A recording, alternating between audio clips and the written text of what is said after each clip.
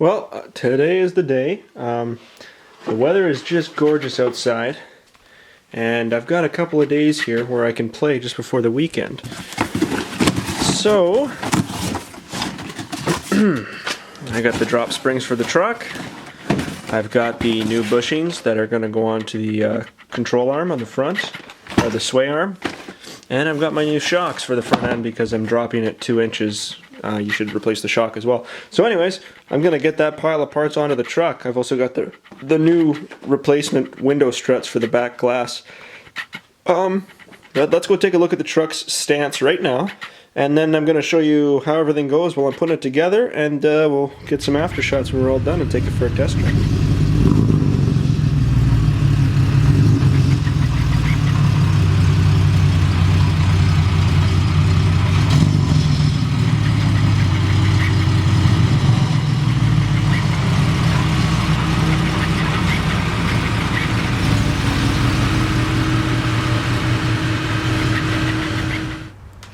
Alrighty, we got it in the garage. So right now with these factory wheels on it, well, it's not factory, but I'm seeing 28.5 inches here.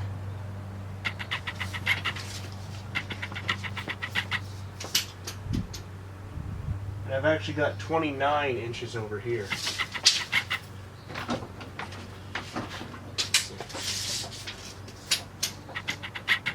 Yeah, I'm still at 29.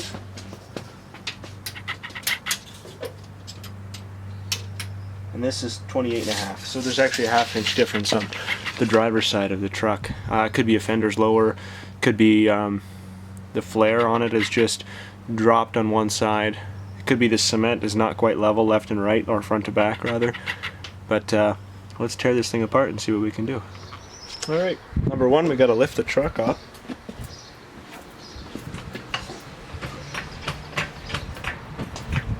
Okay, that's more than enough clearance to work on. Got some safety stands. I usually try to put one on each side.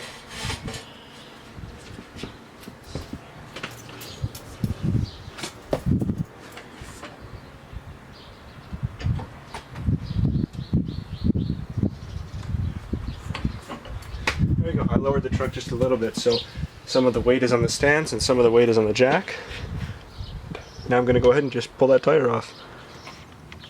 Alrighty, I've pulled the tire off. This is the bushing that is tied to the sway arm. You can clearly see that they're dry rotted. There's nothing left of them there. There's no rubber action happening whatsoever. They're just deteriorating as I play with it. So I've got bushings that would replace these two. I also have the bushings that are bolted to the frame. So these bolts will have to come right down these bushings here. And in order to remove this spring, there's 2 bolts underneath that are holding the shock in place, and there's 1 bolt on the top. I don't know if you can see it yet. There we go. That holds the top of the shock, so those all have to come out. The bottom 2 bolts have to come out for the shock, and then the lower ball joint, I'm going to pop that with my ball joint popper. And then I'm going to push the lower control arm down out of my way. I'm going to drop the spring right out like that. So it should be pretty straightforward, pretty easy. I'm going to put the camera away because I'm just going to get the air gun out, the air ratchet, and I'm going to start breaking nuts loose. And I don't want to dirty up this fancy camera. So. Well, as you guys can probably tell, I was able to get the sway bar links off. Obviously they put up a fight. But I put the impact gun, the air ratchet on one end, and an open end wrench on the other, and they just disintegrated both sides. And then the bolts that tie the bushings to the frame, they were fortunately not solidly rusted. Excuse me, so that came right off too. So now I'm going to put the new bushings on and get this sway arm ready to go. My next step is to drop the lower control arms on both sides and take the shocks off. Get everything ready to go on this end.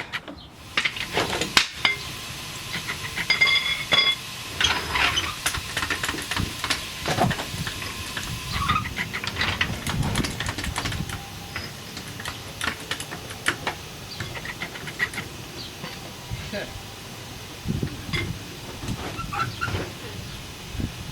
I just popped the ball joint there, so now I know that it's loose. What I had to do was I could only get one of the bolts out for the spring, or for the shock, that holds the shock in there. The other one has a retaining clip, and the retaining clip broke. Found that. So, see if I can lower this now. You got to keep in mind that the spring is under tension, so you want to be really careful doing this. Whoop, nice and easy.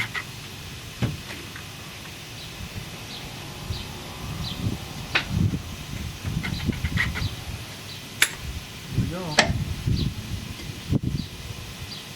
That's it. Now there should be no tension on the spring. The reason I dropped it like this with the shock still in the way is I can't really get to that particular part that I need to. So if I take the spring out first, well, with this down out of my way, I'll be able to reach that part that I couldn't before. Now that the spring has got no tension on it, I can safely work around it and not get hurt.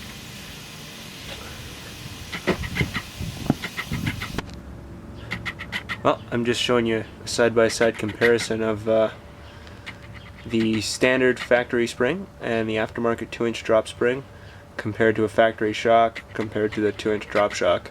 The shock heights are actually, the new one's actually a little bit taller, but it is intended for a 2-inch drop. So if you look under the truck, this is the passenger side. I've got the new spring and shock in. I do not have the control arm back, or the sway arm back on, but the bushings are on that. They're ready to go.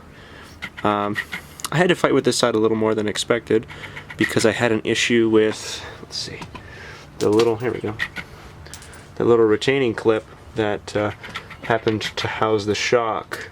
The fork on the bottom of the shock here, this bolt goes through the bottom of the lower control arm and would lock it in place. So when I tried to loosen it, of course the strap on top broke, so it took me longer to get that bolt out than anything.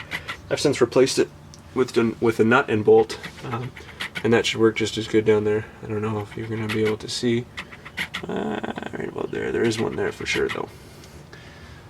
So now I'm going to take a break for some dinner, and then I'm going to come back out here and throw the other spring and shock on, get that sway arm back on, and then set this guy back on the ground and see what happens.